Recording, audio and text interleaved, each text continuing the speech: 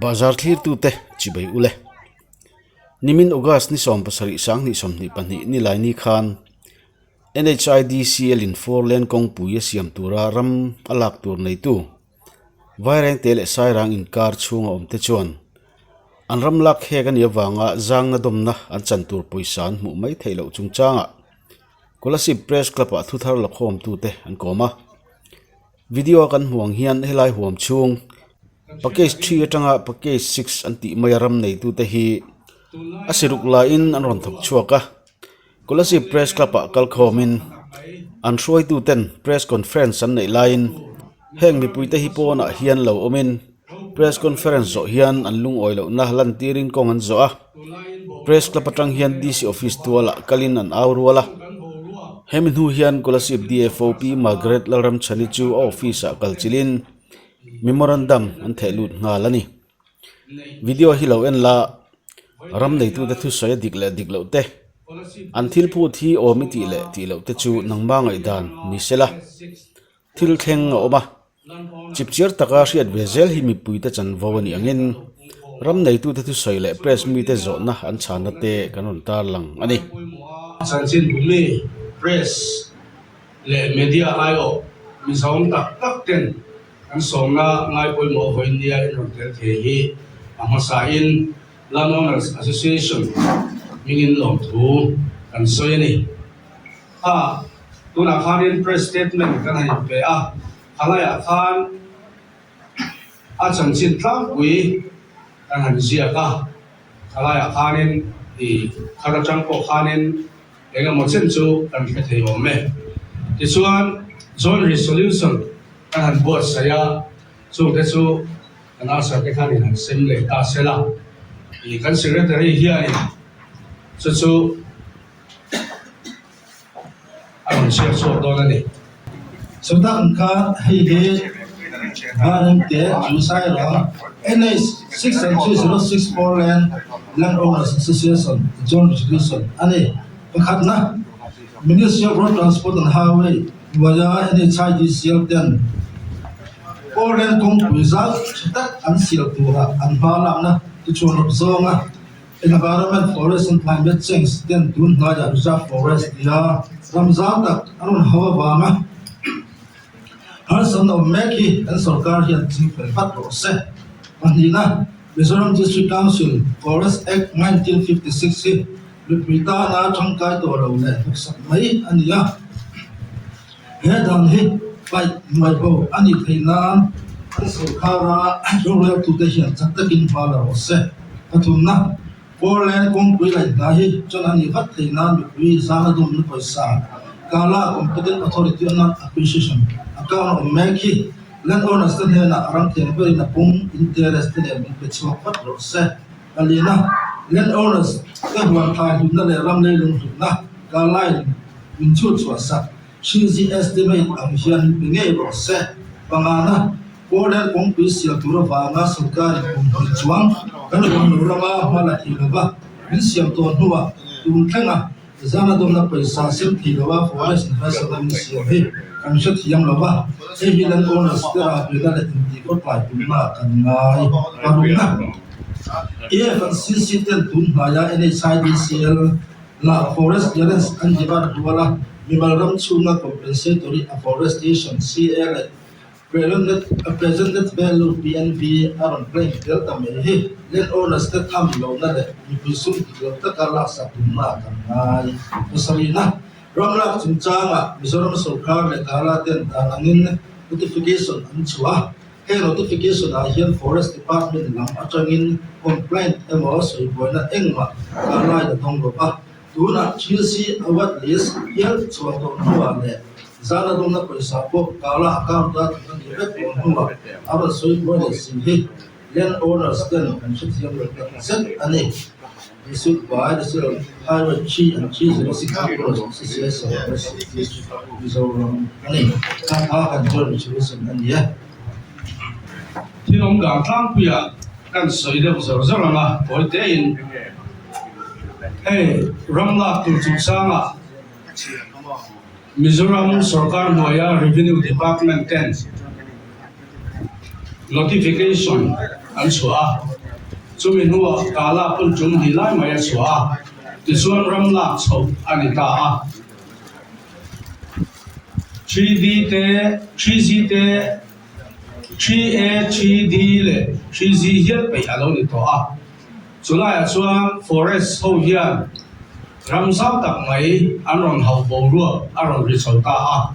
สุดมีนี่ฟังส่วนแล้วน้องช่วยตู้เต้ Chief Minister มุ้ยจุลัยนิสรีข้านินปากีสถานไอโอเทน Chief Minister เสียกินเลขากันเทน่าสู้กันก็เพียบพอสุดแต่เห็นผู้เทน่าออกมาที่ชวนจงมีหัวจุลัยนิสงปากตา Forest Minister เสียกินเลขากันเปียอามาโปกันกวมโปกะที่ชวนหลังองค์ช่วยตัวเต็มมาละน่าฟังเลยกันสุรการช่วยตัวเต็มมินโนสักนานี่อาฟังแต่ปนยังอ่ะจุลัยนิสงเลยปฐุมคาง NHIDC ที่ชวน compensation พลสาสางดงนับพลสาฮีปากเกส3เลยปากเกส4อารันทุนตะบุรไม่อะจู่ๆกาลาอากาศน่ะตุนแห่งเฮียนลงมาเราจู่เฮสางดงนับพลสากาลาอากาศน่ะโตอะฮีเส้นช่วงเทโลวินตุนแห่งเฮียนินอาลงมาสุดท้ายตะกจู่เอ็งฟังเส้นช่วงเทโลเงตีลักตะกะข้ากันรู้ว่าพอสองน่ะลงไม่เทียให้เฮียชันจู่ Forest Department จังเชียตังคัน Foreland กันนั่นตัว alignment ฮี Inner Line Forest Reserve และ Roadside Forest Reserve อันนี้ที่อิน Firing เตอัจฉริยะสายรังอินการแข่งกงกำตัวเวเมตรเสียตัดสาวฮีอารมณ์เขาปบไม่เนี่ยช่วงนี้ช่วงมีมารัมเฟกอันนี้visi pass เองมาสักเลย revenue นะต่างมาอัปเดต pass เฟกอันนี้ส่วนไอ้ส่วน NHIDC เตอันถอยตาสุดยังforest รัมอารมณ์เขาตาส่วนกาลาเนี่ยนะเขาอยากส่งเนี่ย compensation ไปใช้กันเพื่อตอนมีผู้อยากเนี่ย forest เนี่ยอินรุนเคลมบางอย่างอินรัมforest ส่งการกันเพื่อตอนที่อินอันบ่อยตากาลาเนี่ยนะส่งนะอารมณ์ตาจู่ๆอันหาสักนับบุลเลยจันทร์สุดานอันนี้ดิส่วนโอกาสนิลีคันมิโซรัมสกัดเมื่อ Revenue Department ส่วนกาลาเนี่ยนะให้ compensate เสียมพันนะ order ให้อัปเดตส่วนตุกเลยโอกาสนิลีsorry ตั้งสวยๆเดี๋ยวให้โอกาสนิลีNHIDC ลามินสุดที่บ่อยนะองค์ตาชวนกาลาอากาศนับปอยสาวมาสู่ลัเซมฟิสุรัมตีเจียนพอตั้งไอตีอินลัเซมเหล่าตัวละออเดอร์ฮับเบียตุกเลยโอกาสนิลีชวนอิน Revenue Department กาลาเนี่ยนะเสียมพันนะอัปเดตทุกวันนี้จู่ๆตัวน่ะการหาสักนัดตรงนี้จู่นี่เลี้ยงมาเสียมพันนะองค์แม่ลายน์ปอยสามินเป็นตู้เบอร์เต็นและเซมสุที่เลขาองค์ตะบกเสียชุ่มอินการชวนอินปากเกส3จังปากเกส6อินการลันโอมเตหีกันองค์แม่ตาอันนี้ชุ่มอินการหาสักนั่นแหละกันบ่รัวจู่วันนี้เห็นไอ้ตาตัวนี้กันนั้นสวยสวยเสียตัวพงไงล่ะช้างเนี่ยรัมลาอันนี้โดนมิโซรัมสุรการไอโอ Revenue Department ที่ชวน notification อันชัวข้ามีมารัมส่งพวกมินฟรีสมาละเทโลมินเสียมนะเลขาดิคุณเทงเฮียนินมาละเทโลมินขาเลขาบางเฮียขานแล้วน้องนักสเต็กันออกมานี่ที่นะกันไอสมนะกันสุ่มหูนะกันไอสมนะที่เฮียนินสุรการินมินฟรีสักตบไม่เนี่ยข้ามีออเดอร์ชวนหัวข้ามด่านังอินกาลาชวนรัมลา aron nei chota a ti chuan kala hianin notification pahnih a chhuah le a 3A notification an tia chu pre-survey ruala an nei ani a alai khan mi malram he 4 lane kal tura hian mi malram khoi nge om tune pass nei ti kha an dap chuak ta a chu tiang chuan 3A notification kha aron chuak ta a copy kha kan send memo 3A notification kha 3D notification len kha in send ko mai ni ta se la change kha kala ina ta nga ram alak na turan notification an chhuak ani a 3D notification ka chu Central Ministry of Road Transport and Highway na ta nga ram lak na tura heng mi te hi an ni e kia aron pom ani a chuna ta ka chuan he not kan buai na la ya chu he notification to reng si la ya hian kami hun chung ni chung a kha forest hianin ram kan nei e ti emo complain emo object emo soi se na mo hoi khat man ron nei lo wa chu wang chuanin danangin dia kharin ram la chawani ta a hey a bit over a kan ti long nge hun kala account na puisa po om vector 3D award list po ti fel vector nuwa Forest Department an on lang sa ka isuang ram in chu boina bo ro chu aron suak chu ya tuna har sat na kan to me khi ani ta ne tuna ni case 3 to 6 sa en ram jaw zong tang ni le ta ram ni ni za ni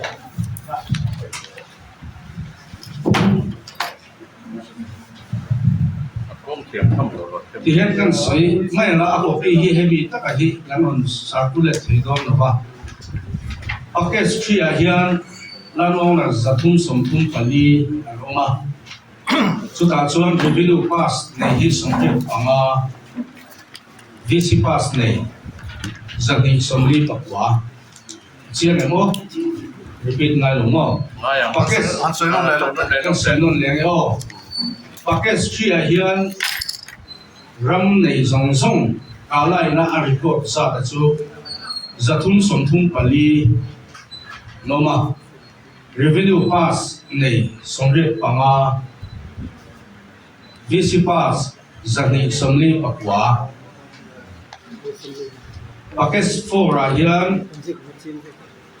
ram nei zong zong zani somre pariat revenue pass somli pali VC pass zagni somli pali senan lengai mo package 3 kha oh area kha wiring te package 3 bi kha wiring te achanga no chimluang inkar ni wiring te chu no chimluang 4 kha kome chimluang ko chunga changa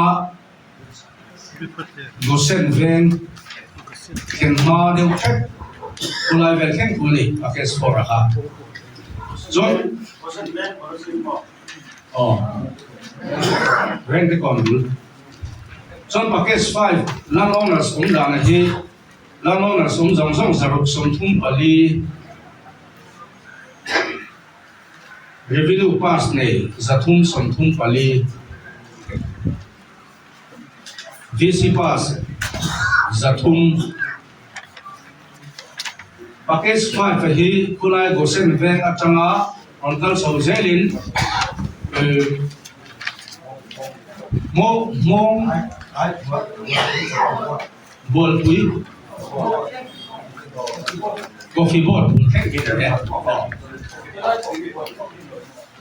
Nilo, kita buat kui, tinggal sakan itu. Kalau kan tak gua mah, soal pakai 6 di kita cara internet, buat kui pada kan apa, usul makan kan ada itu. Hamram kan itu. So pakai 6 sa landowners omza hi zali somsari pakwa nia revenue pass za somrup pathum VC pass zathum somle parup dichuan landowners package 3 atanga package 6 kena landowners omzong song za hi sang khat zasari somthum panga sang khat zasari somthum panga chuan revenue pass omza ta hi zarup somni paru zarup somni paru VC pass omza sang khat za pakwa sang khat za pakwa ani apart senang zonga kan chu chuan revenue hemin ram nei zong zong atanga za somthum paruki revenue pass ne nia za somrup le pathum hi VC pass holder ani chu helai package 3 tanga 6 inkara lan owners omdan ani hey DFO mas zo khanin sang ni le som ni chung khan tihian NHID sialama lekha apeni so ka lekha pe ga hian an area ni oma langa chu tihian na non rin chuak ta a hi lekha pe a chuan an nunga chia khan chu mi copy a chuan hedan Mizoram District Council Forest Act 1956 ahi an attach pokani helai hian riverine forest reserve te roadside forest reserve te inland forest reserve te he dan chunga he na oma chumi non chuan hi kan ramani he ti in le khami chunga khanin forest clearance deal tu rani e ti in copy a pe a ti chuan chumi nuwa chuan a phek ka keu le chuan an noya che khanin PCCF le kha le a PCCF le kha ro hi chu March ni somdi pathum kumin sang le somdi padia a pe kani chulai le kha chuanin tuna kan soyang khan PCCF le kha hiya PCCF fianin forest ram chunga ni jele dan le thai angpua an mani ram chunga ni jete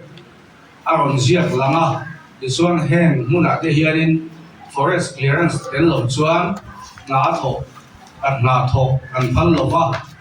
ti in azia ka na tho lu chuanin dan pal zubna ani e ti in thon del in le boka chung mi te pat nia chu le kha pat nia chuanin tuna forest hianin an demand me ami forest clearance ka CA compensatory afforestation tile present net value anti hey hi hele kha pania hena tel tamia lawa chu milo point out sakta hula kha concept mo ti chuan kumin July ni somni pariat thaduya ni chu July ni somni pariat sang ni somni padia khan tuna kan DFO ni me khianin ti hianin NHID selama lekha apele ta a chu kan non sem tho don chawa chu a lekha pe a wang kat chuan tuna boina hi lo ta ni chulai a lekha chuan kan chiat fiat hiam the dan tu chun package waisin forest ina khang roadside reserve ang hau chung te inland forest reserve le deep forest an tiang chi kha mumal takin a area le anon chut chuak phek ta chulai an chut chuak dana chuanin four lane ramna tu zong zong firing te changa sairang inkar packet or sairang inkar kati packet 3 changa packet 6 huam chunga 4 lane na ram alak tu zong song za ta hi hectare zathum som thum pakwa 0.244 azaw ni a ta chuan forest yanin ram hectare zani som ni pakwa 0.663 azaw a hau thung ani ti chuan mimal ram hectare za pakwa 0.581 ani taka tuna 4 lane al tu chu sanga forest ram le mimal ram za ong dan ani tuna 4 lane tang na tu ram forest in a reserve area di an hau chung a hian atak taka chuan mimal ram pass daranga pass sarkari na ape tele VC pass po eno za ka oma buan khai buiting tak tak ko kan ei zong na berata na kan lo man ko om na te dia chu bang chuan forest na karam maron ti adam ang helaya ron to san anga han chu chuan on ground na atak takin phong ang ram ti non ko don ta sela ko turan nei mo ngam ti ho chu cái mà này ngày chủ là hàng ta sẽ là mines forest ranger har satna kan nei lova tuna notification so jom ko han har satna kan nei lova tuna forest in reserve area road side reserve area ya a ha chunga ya tuna policy ko chunga po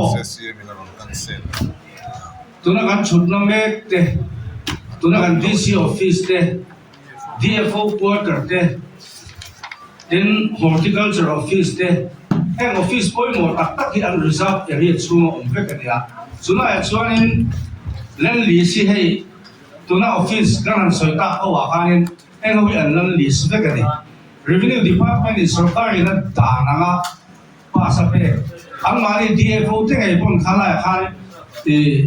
chi an lo pe mek na te ani ve tho ni chuna ya chuna tungai thiam lo zo ke ro chu i geni adjustment lo siam tu ni lo ba asiam tu sarkar ro chu tuna hen kan ngai chang me ka ni tuna hianin kan legislature te kan dan siam tu de po hianin an beng lo chi sena kan du khop mai forest na tuna ram anon hau zong hi danang takin ron hui dong ta sela khoi khuwa po hi boi lo kan om dong lo tuna kan om na me kan DC office na poi forest reserve area te kani amaro chu dananga pass nei ve ro chu an ni lo si ni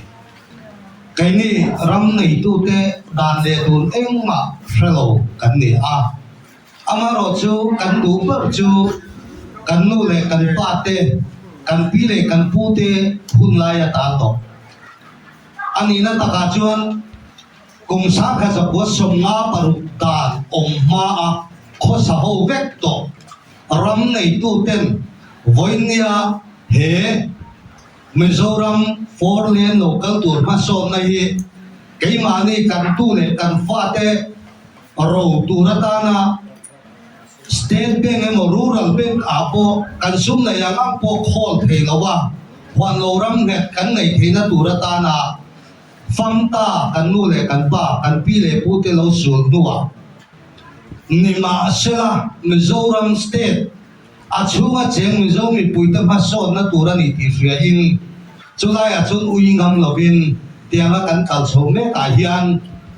forest department lo lat la ya hi lo lam tri lo mai sela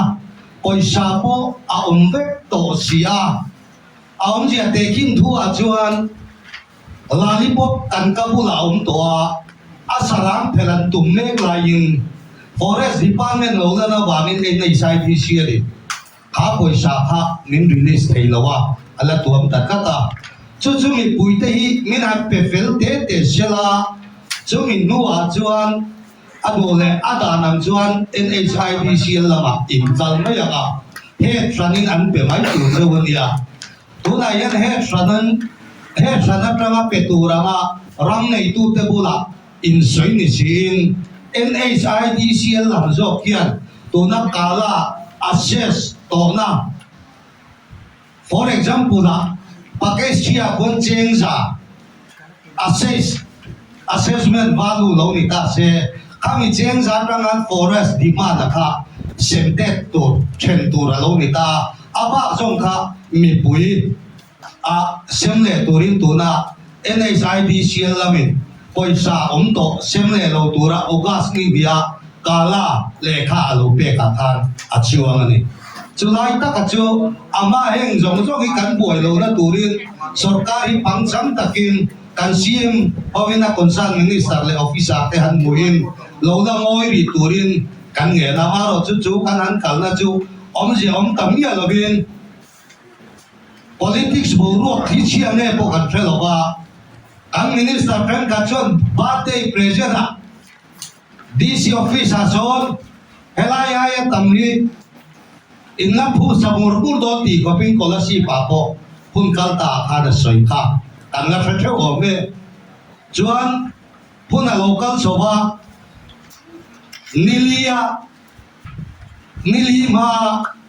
revenue minister zomta in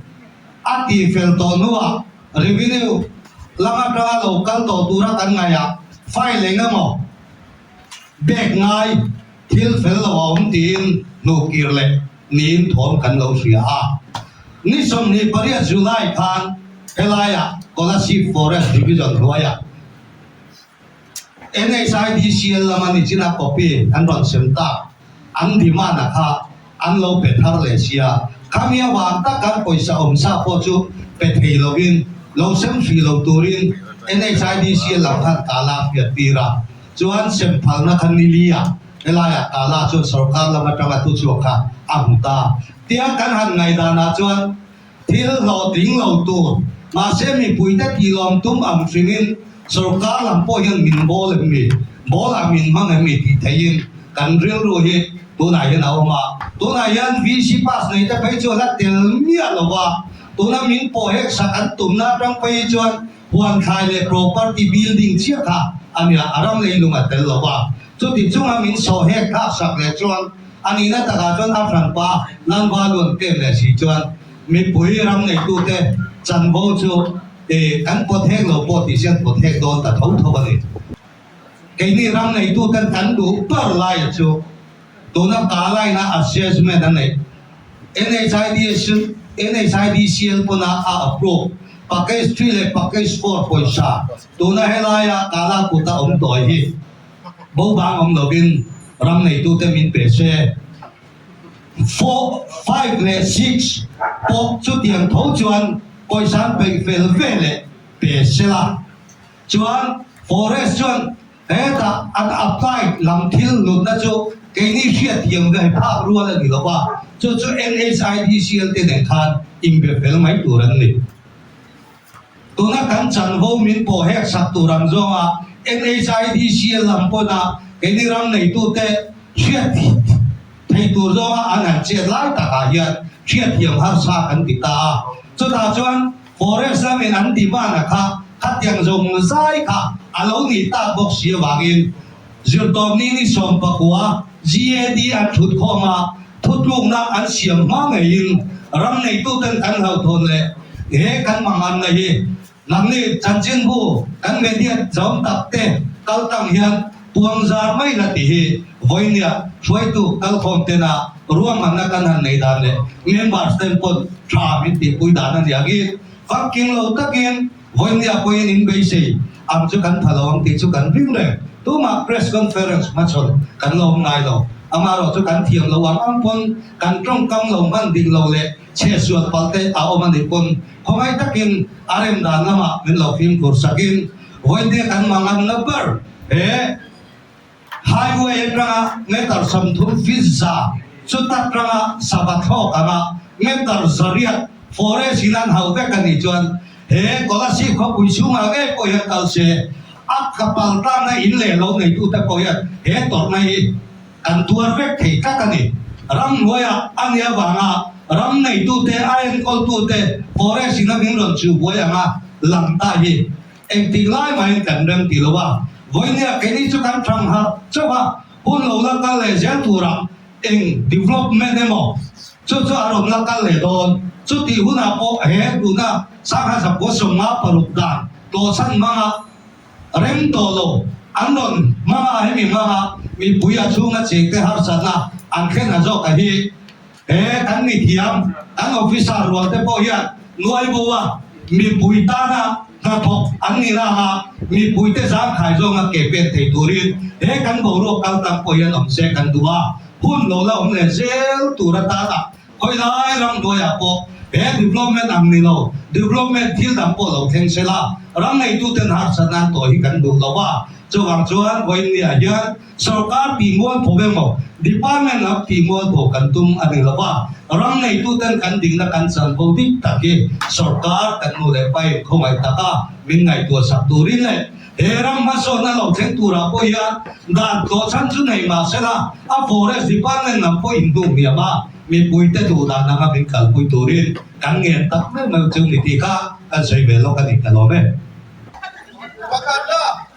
zam na dong na paisa kala akaw na omeki Swan Manila Forest Department in Forland Sungsangahan sa namin siyam sa Sorkarin Sinfero Kantilya Forest Department in Forland Sungsangahan sa namin siyam sa Sorkarin Sinfero Patumna Valente Tusairang Roadside Reserve Forest Chia Ani Tainan Sorkarin Mara Roadside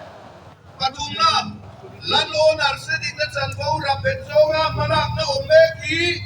Kanduro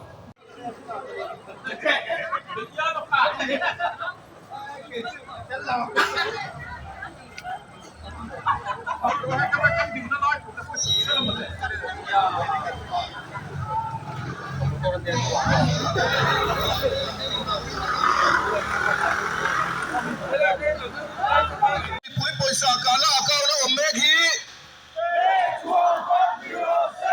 Sang kadungap pero dungap Leh Panila Singfel wat roset itu Forest Department in Forland Sungsanga Harsana min siam sakhi Sorkarin Singfel wat roset